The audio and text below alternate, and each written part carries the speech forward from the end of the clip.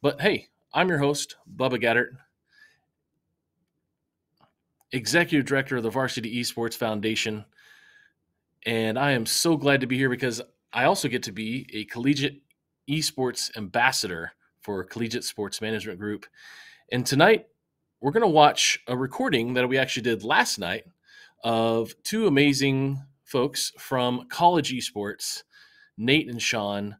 We're going to cue that video up for you guys and send it your way.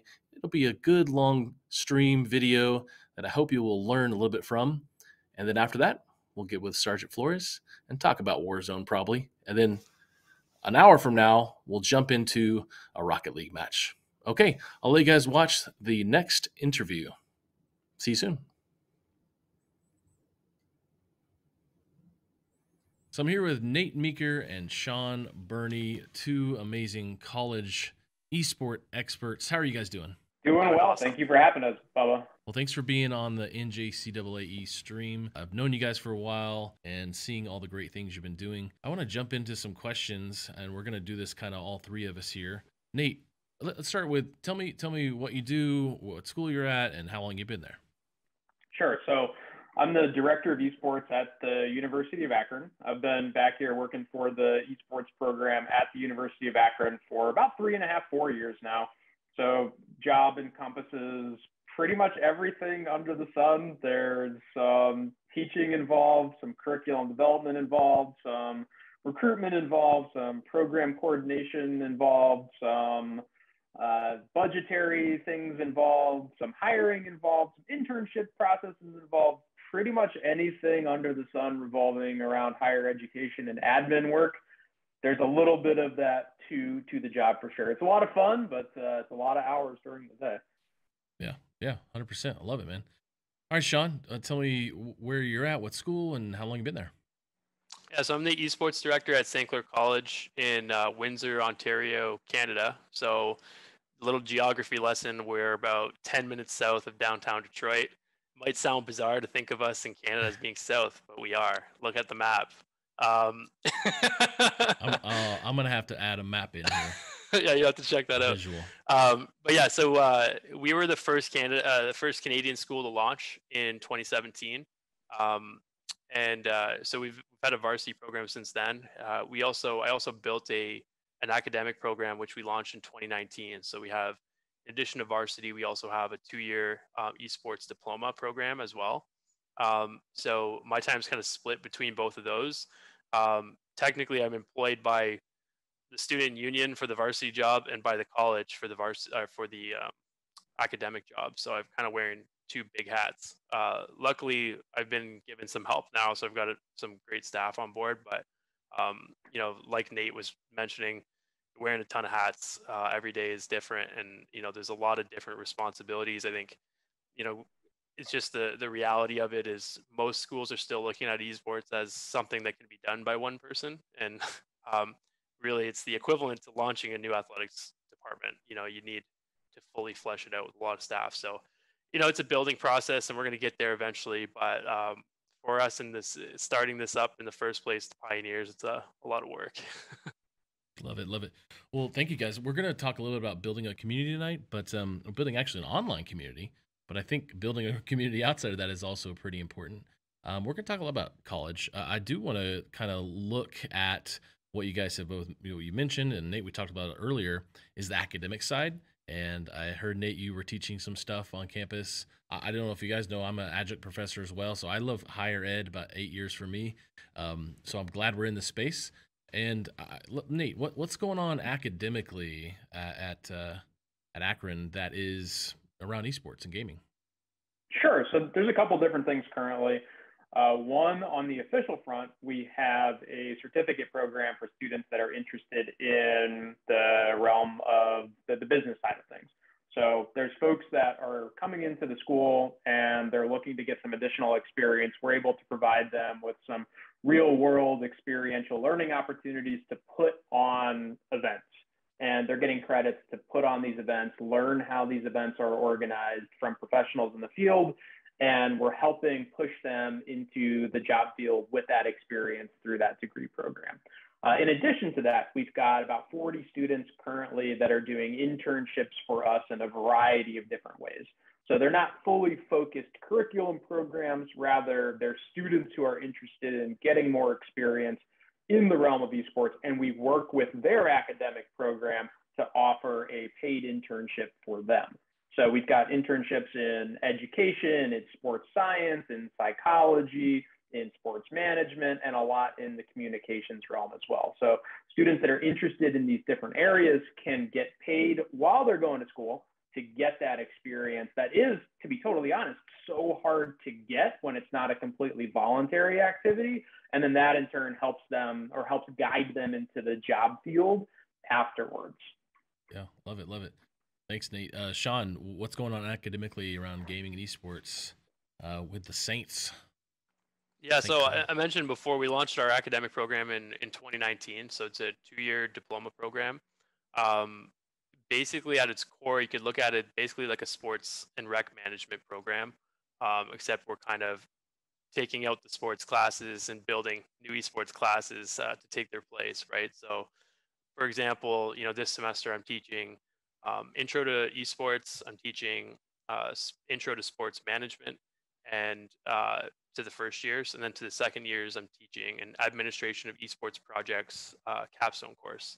So the first year is really spent kind of giving students the basic foundations of sports management, esports knowledge, and then some content creation and that kind of stuff as well. And then by the time they get to the second year, they're able to put that stuff to the test and do real world projects. So, for example, we've got students partnering with a local esports bar that's in town to run events there. We've got other groups that are creating like educational content.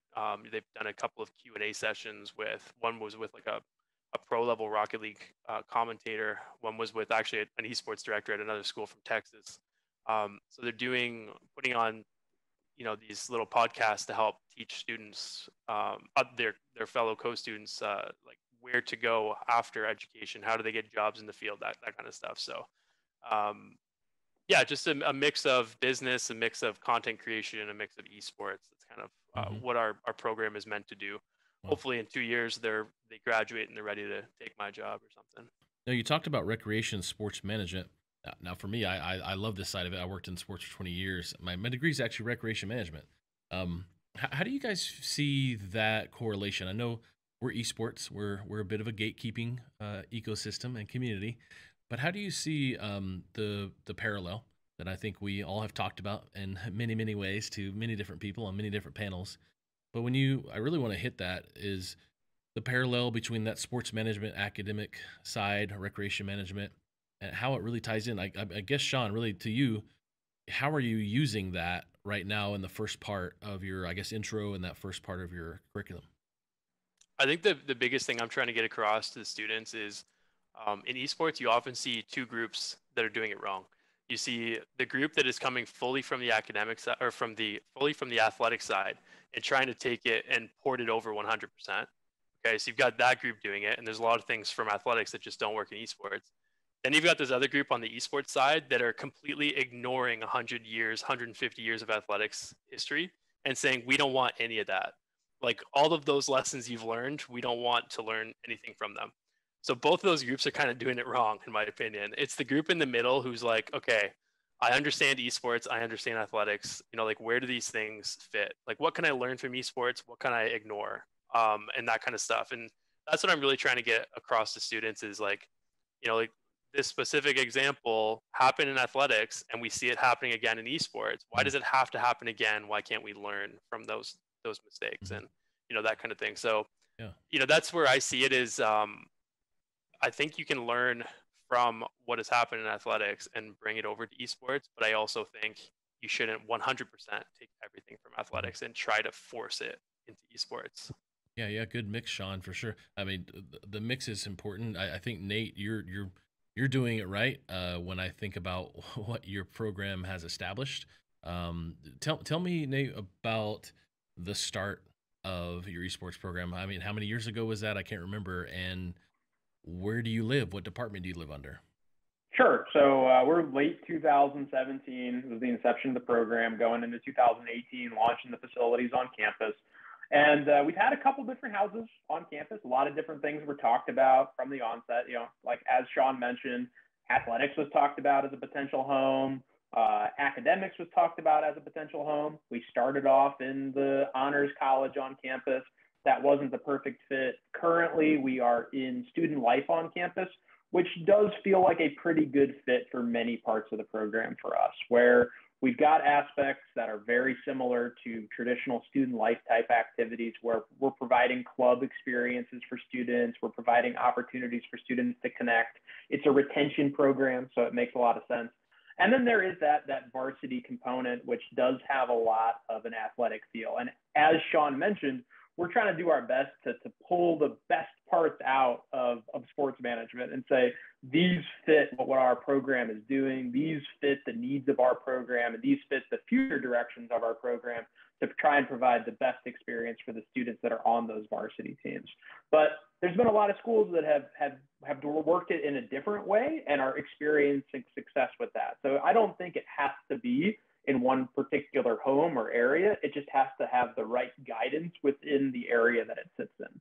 Now, is your school, how does funding work in your school, and who's supportive of all this, of all the esports programming that you do? Yeah, we were honestly pretty lucky. Early on, our administration has been very supportive of us. It was led from the top down.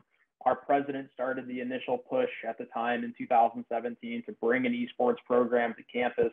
It was supported by the board, and then on down through academics, and then the students obviously are very supportive of us as well. For us, it's been great to be able to see those different components come together. Well, the administration has seen what it's provided to the students, the staff has seen what it's provided to the students, and then the students are then able to go back to the administration and the staff and say, look what this program has brought for us. How can we potentially incorporate it into other areas on campus? For us, funding primarily works as we're a general fund unit. So we're funded by student fees or from the fees that are paid in from the state, which has worked out pretty well. We haven't needed to charge students to use the facilities or anything like that. So it's all free for the students. It's another student service on campus. And that's been a very positive experience for our students as well. Awesome. Sean, where does esports live in St. Clair? So I'll start with like the easy part of the question, which is the academic program. Our esports administration program is housed in the School of Business on the academic side, and funded through tuition like any other academic program. The varsity program is housed under the student union, which our student union is technically a separate not-for-profit from the school. It's kind of almost like a symbiotic relationship. So we're housed under the student union. Our student union also oversees like a lot of the food services and a lot of the clubs and various student activities and stuff like that. So that was kind of where we ended up falling early on. And when we were having the conversations in 2016, there were people from athletics at the table as well. They kind of pushed us away, and for a different reason than you might think. Athletics is a little bit different in Canada. It's not on the same scale, the same level as it is in the US. Like you look at most of our facilities and you'd be like, yeah, it's a high school facility, cool. But no, this is a college facility. Like it's different. Like it's a whole different scale. We don't have football stadiums with 100,000 people in them for college football. It doesn't happen. So they kind of steered us away because I think we would have hit our ceiling a lot faster if we were housed under athletics. So under the student union, we actually have more freedom to build the program we want it to be. And my vision and the vision that I've been talking about from the beginning is we've got this kind of window of opportunity to build a program that can compete against the top schools in the US. None of our basketball team, football team, whatever, they can't compete against American schools at the top level, but our esports teams can. And I think we have the window of solidifying ourselves in that position. So that's what we're doing. Now, in terms of funding, really, we're taking money from a variety of different places and building out our budget. It doesn't come from one specific direction, but a big chunk of it is sponsorship. We do have some really solid sponsors on board. Subway, Tim Hortons our alumni association is a huge sponsor of the program. We brought on Crunchyroll this year, which is kind of like an anime streaming service, as a sponsor, and they're helping us out a lot. So that's probably the biggest pool of money for us. Uh, we utilize student work study positions wherever we can. So we're lucky to have to be able to pull from like a work study pool to create some of our positions. So that helps us out as well. Um, and then we also have some that's coming from student fees, kind of in an indirect way, right? Because the student union does get a certain portion of student fees, and then we get a little portion of that. So in the long run, where do I think things go? I think we'll end up at some point being able to get an actual esports student fee, just like athletics has. We're just not quite there yet. Hopefully within the next couple of years we can get there. We're still, even though our esports program, I would say, is doing things that our athletics program has never done before already, we're still functioning on like a fraction of their budget. So yeah, I think we'll be able to, even just from the viewership perspective alone, like I think October, November, we've had, over 500,000 views each month, right? And it's kind of wild to think our athletics program would probably take them 10 years to get that viewership. So, so I think over time I'll be able to convince them and get some, like, an actual esports student fee in place eventually, but we're not quite there yet. Yeah, and you mentioned the stadiums with 100,000 people. I think there's a lot of good football, Nate, where you're around. Is there football in the area? Is that a big deal? Yeah, football is a pretty big deal in the state of Ohio. One of the 100,000 person college stadiums that Sean was referencing is 45 minutes down the road from us. Or actually, we are currently, because we're in Columbus right now, we're about 15 minutes away from that stadium. How many other Division I esport programs are competing at your level, competing against you or with you? So, I guess it depends on how you look at it. I don't really like to point a finger at the varsity level and say that's really what we should be setting the bar to, because I think we're excluding a lot of students that could potentially be interested in the program. So at the varsity level, if we're only looking at that, there's very few D1 schools that are doing what we're doing in the States. And there's probably a million reasons why a lot of them haven't really bought in yet. If you're looking at an overall level, we've been lucky enough to have the funding to be able to hire 3 amazing professional staff members. I've got 42 students that work for the program in some capacity or another. There's half a dozen programs around the country that would be a competitor for us in that. And there are a lot more that are currently building out those programs right now. But I think the main hesitancy so far has just been schools are unable to identify where they may be able to find the funding for these programs.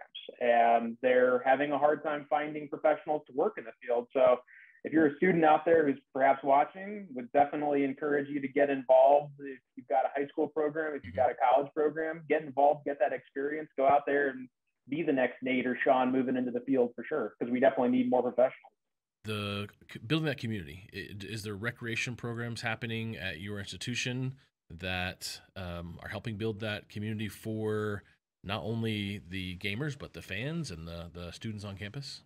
Yeah, definitely. So I'd say it's mostly targeted to students.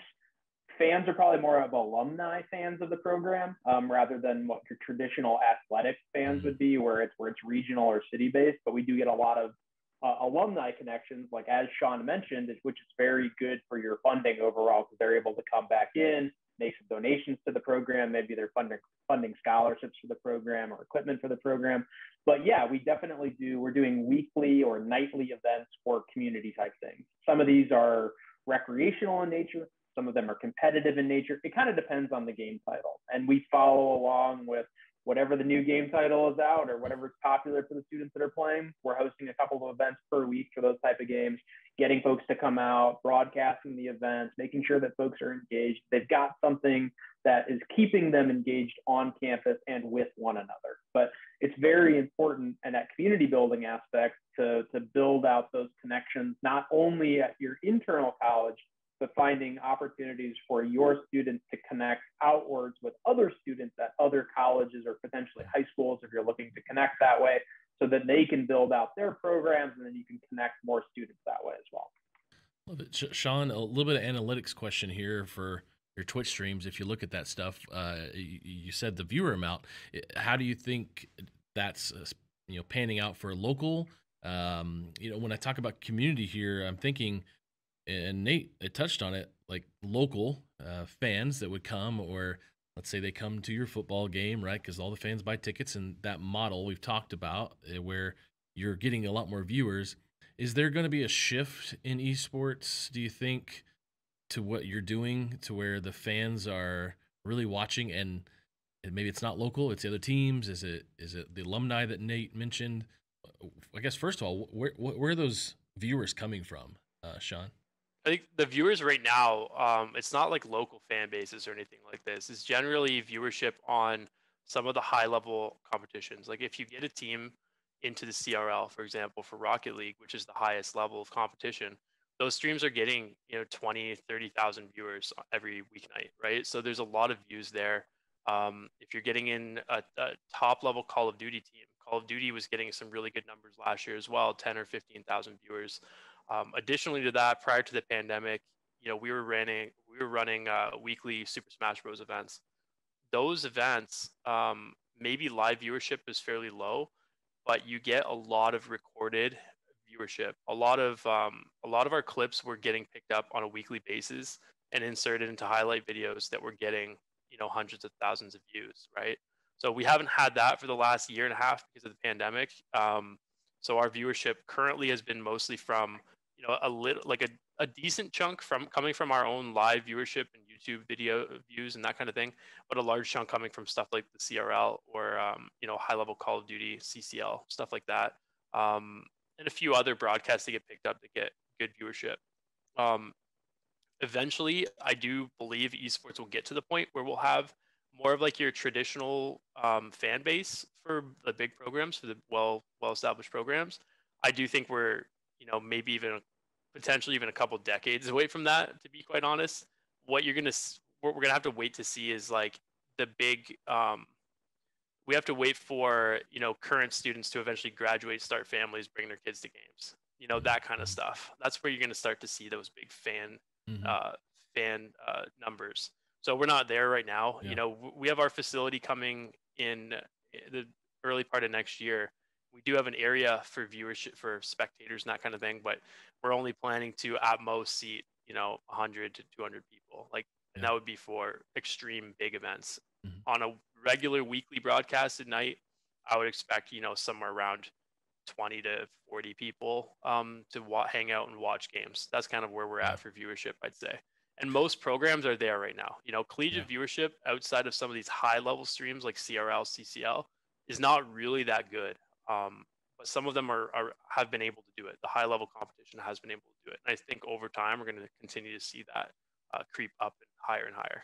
So, I mean, Nate, this is kind of why we're talking about online community building, is how do you shape the atmosphere and the intensity when it's maybe just online streaming, or is there something else involved, like integrating chat or Discord, or what's helping when it comes to online community building and activating fans or viewers while you're watching esports? Sure. I think for us anyway, Discord has definitely been the biggest piece to that puzzle because it's allowed a wide range of students to join. They don't have to be interested in the competitive esports. They don't have to be interested in the titles that we're playing at the varsity level. They might be interested in Minecraft, or they might be interested in whatever the newest MMO is. They might just be interested in the community building of aspects to it. But that allows them to join a community of gamers and in an environment that they're comfortable joining, because for the most part, many of them have a variety of Discord servers that they're already engaging with. That allows us to help build that community. And then maybe some of those folks transition into fans of the varsity program, or maybe not rabid fans, but they're active viewers, active chatters if we're on Twitch or YouTube, wherever it might be.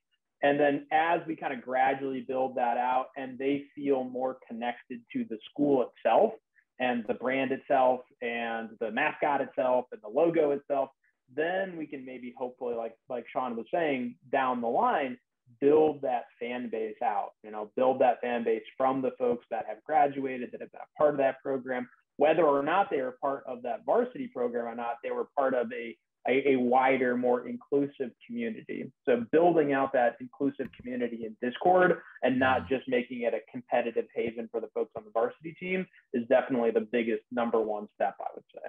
I wanted to throw out, if you're watching there on Twitch, this is the NJCAA webinar series, and we've got some great guests. We've got Nate and Sean, two college esport experts, and we're talking about building community. And please stick around on the Twitch channel as there's more to come, as well as Rocket League tournament going on later and Army National Guard representatives. But Nate, when we think about that building community, you hit on a lot of good points. You both hit on a lot of really good points. But first, I have a fun question before we get back in. What are your favorite video games right now? Right now or of all time? Those are very different questions. Both. So all time and now. Get to thinking. Okay, so I mean, of all time, I have to go with Counter-Strike 1.6. That's my go-to. It's what I played competitively when I was younger. So of all time, got to go with Counter-Strike 1.6.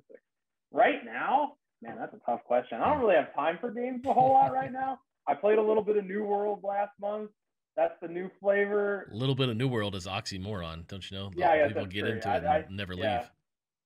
I guess it'll go to that right now, but I'd probably still default to CSGO if I had to take a pick. If you had a gun to my head. Well, figuratively and literally, I hope not. But Sean, favorite game of all time and what you're playing right now? I don't know if it's my favorite of all time, but the one that jumped out in my mind, if I had to pick one game, would be like the Civilization series. Not an esport, but one that I can dump a ton of hours into, and I think it can keep me entertained for a long time.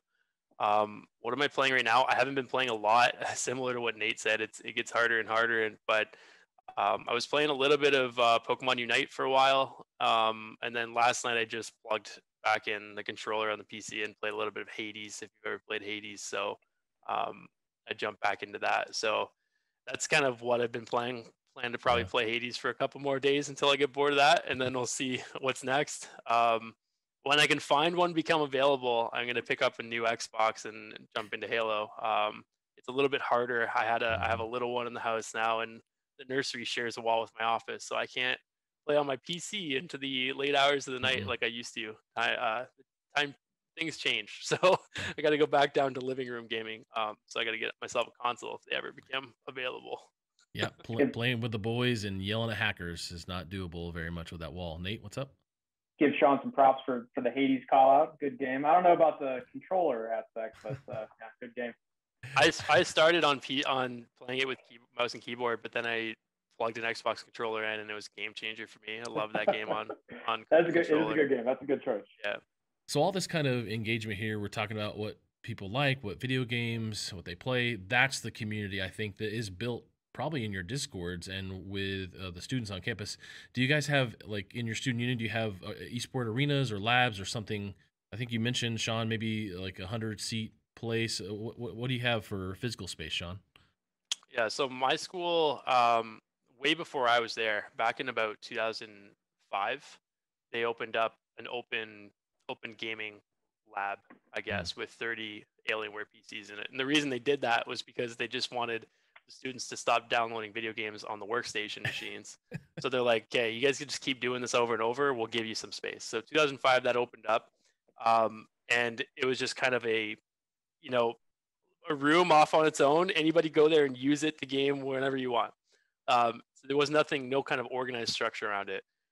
Eventually, I came on board in 2017, and obviously that space already existed, but we didn't really want to just take that space over. We wanted to remain open for general population student use. So we built some smaller varsity facilities. So there was that 30 station room that was kind of open to students. We would use it for slightly larger things here and there, like tryouts and whatnot.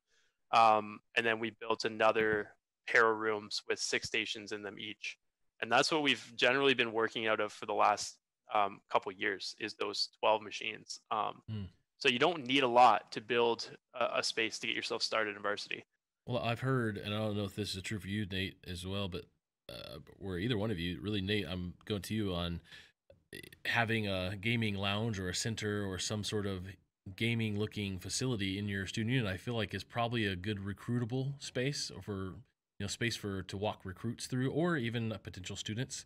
Yeah, we have three. And so it certainly does Yeah. help with the recruitment aspect of things. So we've got one that's up in the football stadium, very visible. Another one that's in the student union, visible again. And then another one that's in the honors college that kind of acts as a free play gaming type of area where folks who are in the central dormitories on campus can kind of filter down there and utilize that space. And again, a fairly visible area. They've been using it heavily to do general student recruitment as well. It's something that you can sign up for to see the esports facilities, and they'll take you through the spaces and show you what's going on. And it's been a good tool for the university to engage a potential student audience with. That's great. And does it help when high school seniors are coming onto campus and saying, "Oh, there's the fitness center, there's the bookstore, there's a gaming lounge," when we know 97% of teenagers play video games? Is that helpful, I think, for high school seniors? Certainly, yeah. And Absolutely. it's something where we bring a lot of high school seniors specifically to see the esports facilities on campus. Love that. Love that. Well, as we wrap up here tonight, and I really appreciate all the insight and information. And like I said, you guys are experts in this field, and that's why we brought you on. We wanted to learn more. As we wrap up, though, building online community, is there something that schools need to know that has been successful when it comes to social media or obviously the streaming or influencers or activations, TikTok? Is there something in the online community helping build that outside of Discord that we know is really successful for building community? I guess engagement. Is there engagement that you guys are activating when it comes to other kinds of social media? I think the one thing I'll say, and this is kind of just in general, whether it's online or offline, is um, a lot of schools are launching varsity programs thinking this will solve my problem and we're going to engage a ton of students through varsity. The issue is varsity, like, unless you have unlimited scholarship budgets, varsity is only going to like target that top 1% of your student gamer population, right? So in general, if you're just looking to engage students, you're better off building things like weekly Smash Bros events or casual drop in and play gaming events. Like things like that are going to be much more useful tools for student engagement, that kind of thing. So to give an example, about 2018, maybe late 2017, I just started assigning a work study student, go into this busy area, like near the cafeteria kind of thing, set up 4 or 5 stations, and we'll buy a banner that says drop in open gaming. And then I just want you to sit there and I want you to count how many people come in and use it. And he was getting to like 300-400 students, like unique students dropping in the span of 2 hours, to coming in to play. That just shows you the power of gaming and what it can do. Mm-hmm.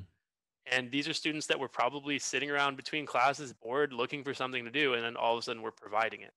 Those students are going to go home and they're going to be much more, um, you know, uh, fulfilled with how their day went, because they're going to feel like they accomplished something, they had fun, they met people, they socialized, versus the students that were just kind of sitting around twiddling their thumbs for 2 hours in between class. So I think that's a really big important part, and Mm-hmm. a lot of startup varsity programs are kind of completely missing that, and they're thinking, yeah, we're gonna get the best Rocket League team in the world. But guess what? You have the best Rocket League team. You've helped 3 students. Nate, what do you think? Community, social media, how does it play in? What kind of influence is there to build a community there through different social media channels? Yeah, I mean, there's definitely some impact there. I would say I would caution against, especially if you're a smaller school or a smaller institution starting it out, I would caution against trying to reinvent the wheel. Your institution most likely has social media arms already in existence. That's a great way to start the outreach. You might not get all of that community, but you can start there for sure. Whether it's email, whether they're using Twitter, they're using Facebook, whatever it might be. Maybe not Facebook for this generation, but whatever they're using now, get aboard with that, send your message out that way, and then start building the community. For us, we're really active in Discord. We're really active on Twitter. We're really active on Twitch. We're dipping our toes into the TikTok water so far. You know, we're trying to see how that goes. But I would encourage them to try different ways, try different methods of connecting with students, see what works. Sean's example of, you know, doing the offline stuff, that's equally as important to the online stuff. But trying to do both things and connect them together will definitely help you engage more students on your campus.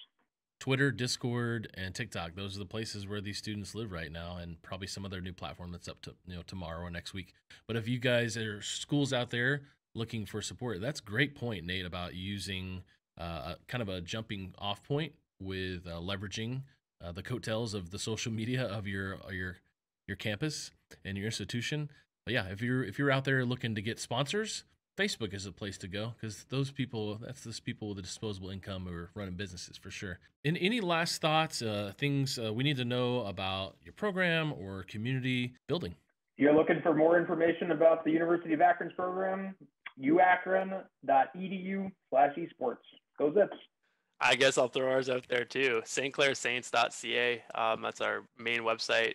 At Saints Gaming CA on pretty much every platform out there.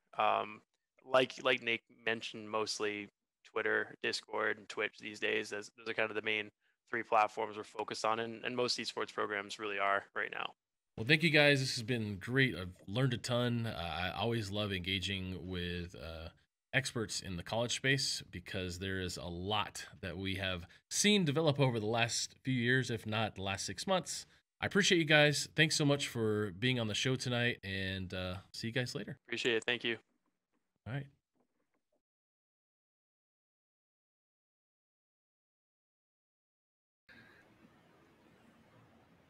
Thank you. Thank you for watching our interview with Nate and Sean, really some just amazing coaches that know so many different things. I learned a lot last night when we recorded that. But hey, I've got another guest, and we are live right now.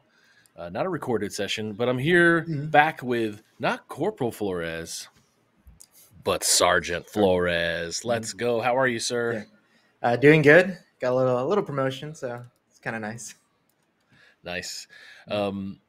So tell me, how does that work? I don't know how that works. What, do you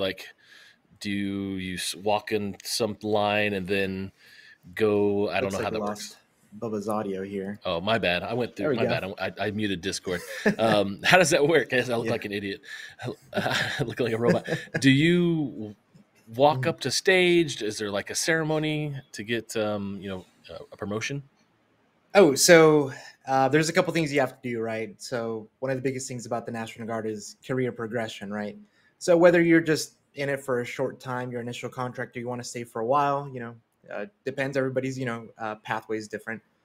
You end up going to leadership school, and you have to check the boxes on a couple of different things as well.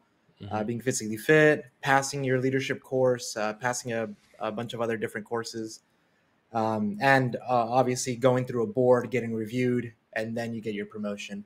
So now I'm a non-commissioned officer, and I lead people, which I have been doing, but now in a more official position.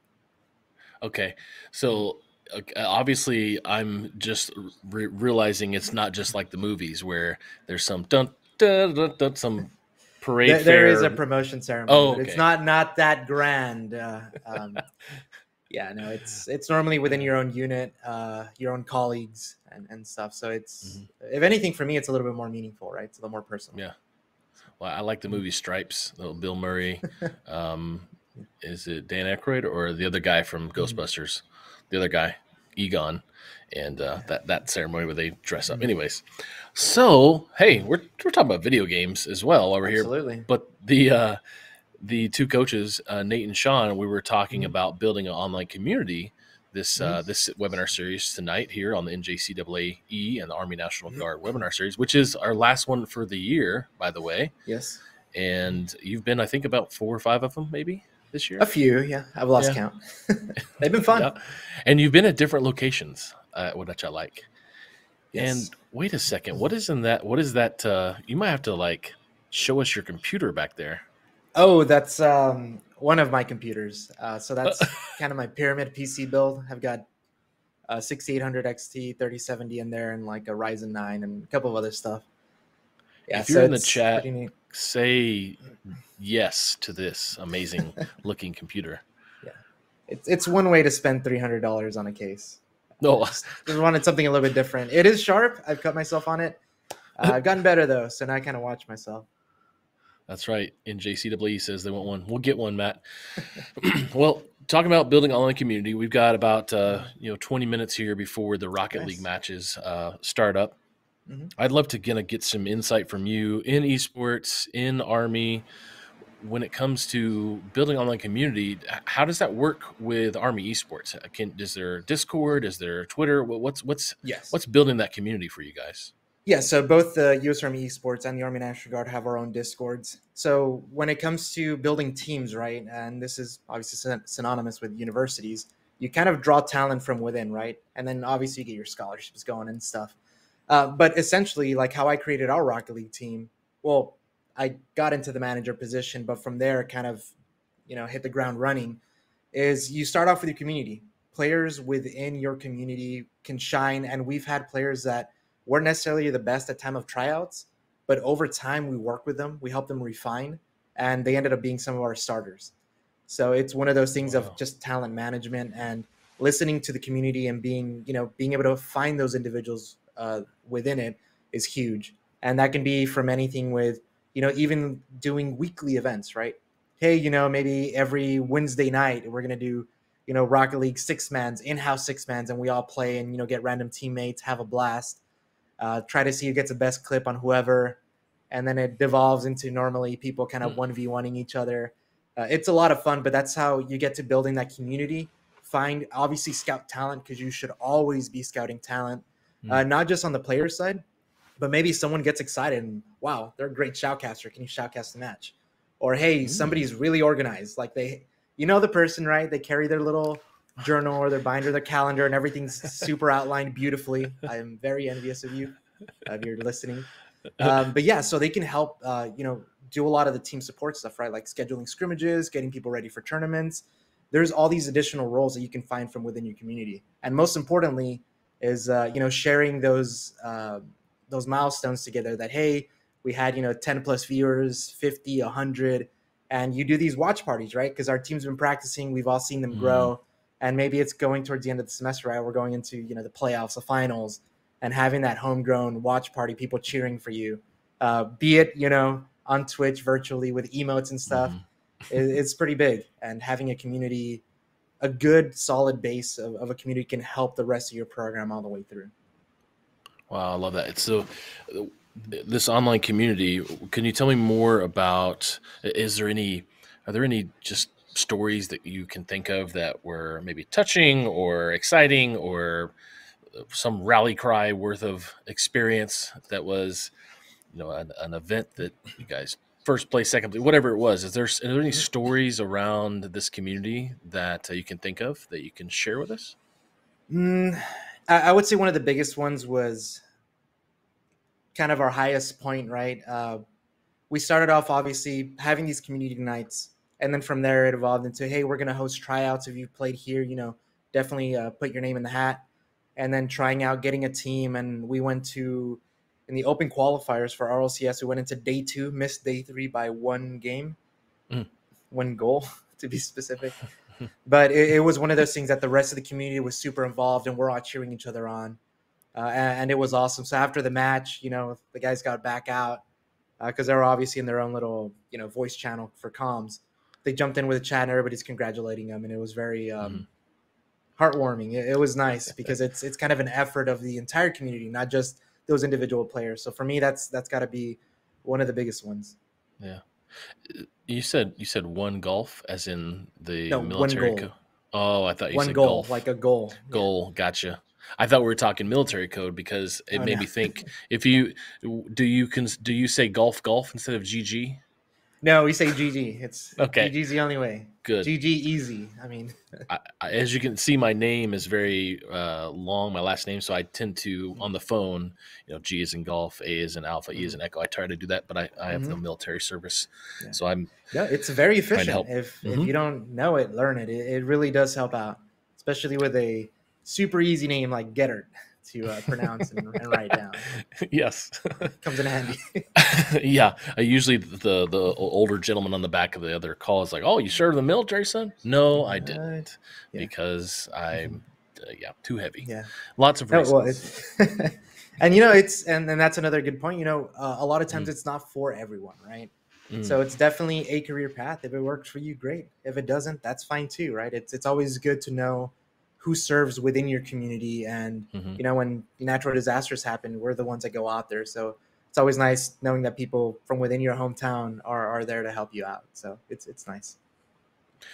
No, when we're talking, I'd like to dig into the Army National Guard, and you talked about careers.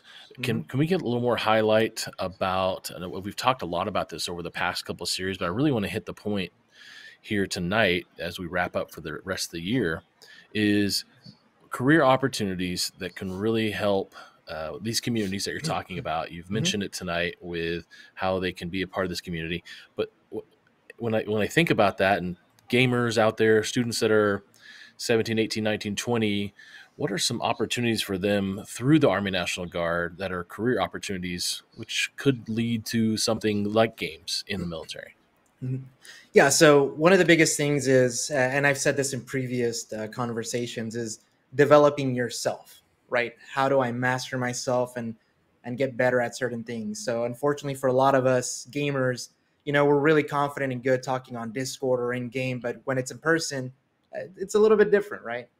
So within the Army National Guard, even from those basic skills, you get better at public presentation, actually being put in leadership positions, even at when you first start off. And, being able to work as a team is huge because, with a lot of different esports programs, I don't have a whole lot in common with a Super Smash Brothers player, but with Rocket League, oh, they're my people, right? So you still have kind of differences within your esports community. However, you can still tie that in together, whether it be a common goal or being able to find those little things that, that you do have in common. So I think with the National Guard, it does help you be more adaptable to be put in different teams, because often, like for natural disasters, we don't do our primary missions for that. But with all of our other training, we're adaptable and we can do that. We can do, hurricane response, natural fire disasters and stuff like that. And it's just about like, hey, these are my skills and I can do this, that, or the other. As far as career opportunities themselves, they're pretty massive. I mean, we have over 100 plus jobs. I don't know all of them. I still run into people in uniform. They say, hey, this is my job. Like 35 November, I'm like, what? It's like signal intelligence analysts. Like they're doing all the cool guy stuff in the basement, right? Reading code and intercepting stuff, doing all the analysis. But I mean, even, medics and stuff like that. I work alongside one of our League of Legends players. He's an X-ray technician. 68 Papa, I think. We're joking about it in the office. We're like, we've never heard of that. But that's what he does. He takes X-rays for the Army. And he does that part-time too. So it's really crazy of what you can get out of it. I've even met teachers that are in the Guard that picked a completely different job. They're like, I just want to do something fun and exciting. Has nothing to do with their actual civilian career, but they just wanted that, and that's helping them pay for their masters. And hey, more power to you, right? But for those that, hey, I can help this line up with my civilian career, or hey, I'm going to school for computer science, right? Well, as a 35 November, are able to get top secret clearances, work with 3-letter agencies, stuff like that. Whoa. And you tie that up with your degree. So by the time you're done with your service, you're basically finishing up your degree just about the same time. And now you're looking pretty, right, for employers out there. There's definitely advantages.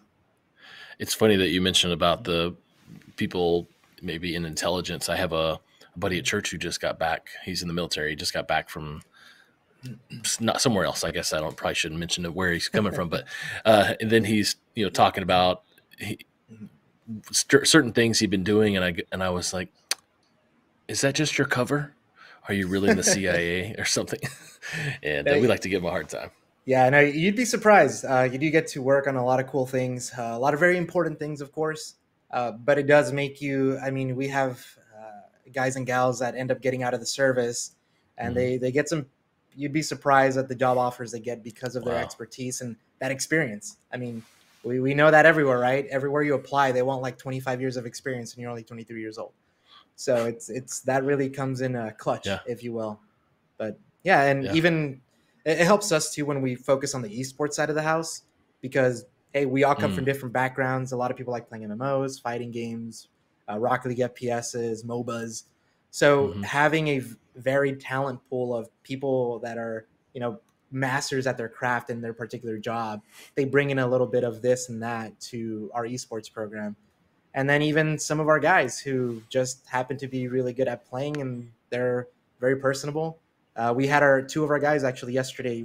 They were actually the ones that played with me when we scrimmaged Lackawanna High School. Lackawanna College. Yeah.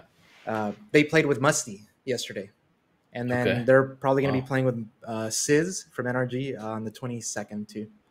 So That's cool little great. Opportunities there. It's like, hey, you serve, and then you also get an opportunity to play with a pro, and that's massive.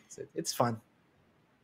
Man, well, you're hitting on something I want to kind of wrap the session up with. Before we're going to go to Rocket League here soon. We got about 6-7 minutes before there's a break and there is a Rocket League match going on. Yeah. But you mentioned people playing with each other, and tomorrow I think it's almost finalized. We are potentially going to be playing some Warzone together after months of talking about it, and you offering me to hit you up in Discord, and me never doing it. We're gonna play and stream tomorrow. Sorry, I'm not Stone Mountain. I'm not Teep. And you'll have to carry me. I know you play with those guys. I think you can carry me probably. We'll see. 'Cause sometimes it's it could be one of those days where you're having a great day, or you could have the opposite. So we'll see what Warzone gives us tomorrow. The Warzone gods will hopefully be nice to us, and let's start in my lobbies because I've been having pretty easy lobbies, but it's those lobbies where there's like 6 people all hiding in a bunch of different houses close to each other, just waiting and being quiet because it's that. I mean, I did the same thing when I was first playing. But tomorrow that's scary because you're running through a building and then just like they jump out at you. Whoa. Yeah, I'm just pushing, picking up stuff, picking up money, and then there's just a guy just. And they always get headshots for some reason. Yeah, I don't know what it is. As long as they can shoot real close, that's good. Yeah, I tend to ADS too much. I don't know if that's a thing for a lot of people when I shouldn't. Yeah, every game is different. I mean, every FPS, even how you approach certain sectors of the map and stuff. So for all those people that get really sweaty out there, they know exactly what they're doing. But if we just play casually like we do, I mean, I think what's more important is the company. Not so much. There we go. Yeah, we're gonna have fun. So if you are back around tomorrow around 4 p.m. Eastern, anyone watching right now, and we'll push this out, we're gonna play with some Army National Guardsmen. Is that right? The right terminology there? Army National Guardsmen? That's correct. Guards people. Guardsmen for now. We'll see where that goes. But I mean, overall, with us, we all wear a uniform, and it's nice. We're all same, different but same. To quote that movie. I think I was thinking of Hot Fuzz, the movie, where he says, "Are you a policeman?" That's a police officer. Oh, are you a policeman officer? So, good movie. Can't watch too many movies over and over. But Doctor Sergeant Flores. I mean, you're a doctor. Let's just say that. No, Sergeant Flores. Not at all.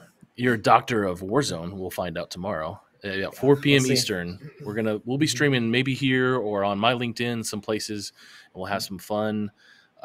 Hopefully, getting some dubs. And absolutely. These other guys you may be bringing in are they good? Pretty good. We might have actually right before that. 2 of our guys are going to be streaming with Joe O and Iceman Isaac. So they're going to be pretty warmed up, and we'll see if we can snag them if they're still available. But if not, we do have a pretty solid crew to run with. Yeah, I would love to have someone on my team that has just played with Joe Wo who's breaking ankles and just putting people on skates. We actually our Army National Guard team, I want to say about 2 months ago, they did a duos tournament against Joe, and I forgot who his partner was, and they beat him. Mm-hmm. So they actually took Oh, him out. Yeah, it's incredible. yeah. You'd be surprised at the talent you find within your own organizations, whether it's the Army, whether it's your Mm-hmm. university or college. So definitely for all the coaches out there, always be scouting. Talent is, I would just come out of the woodwork sometimes, and you just have to be looking at the right time to catch them, and you'll run into some amazing people. Well, Sergeant Flores, this has been a heck of a run these last few months. I think it was April or March when I started doing these, and I think we started doing stuff together a little after that. And you've been participating in the NJCAA stuff for quite some time and been very supportive and as well as educational. I've learned a ton from you, sir. Very much. Ton. Mm-hmm. Absolutely. And, so I'll let you get the last word here, and then I'll send it off. Yeah, please. Well, yeah, if anybody ever has any questions about anything, I mean, pretty easy to reach out to on Discord or on our Twitch page. The biggest thing, and it doesn't even have to be obviously Army National Guard related. I've been doing a lot of work with esports, and within building a community, it's absolutely the same. If you get the population of the nation and you cut a little donut hole in the center, that's what the Army National Guard is, and that's probably what your universities are as well, right? Very diverse group of people. So we're good with people because we are people, right? So if you guys ever need any help, any program out there, feel free to reach out. Sergeant Flores, reach out to him if you have questions. He is an esports expert, an Army esports expert, Army National Guard. Thank you so much. I will hopefully see you tomorrow. We'll check in. I might have to watch some Joe here a few hours before and take some notes and learn how to play. And if you were just chiming in, just pulling up the stream, we've a few minutes away, 3 to 10 minutes, depending on getting the teams or the players ready for a Rocket League matchup tonight as our community event for the Army National Guard. Community event number 1 and community event number 2 is tomorrow with Sergeant Flores with some Warzone. Absolutely. Okay, guys. Thank you so much. See you later. Yeah, have a good one.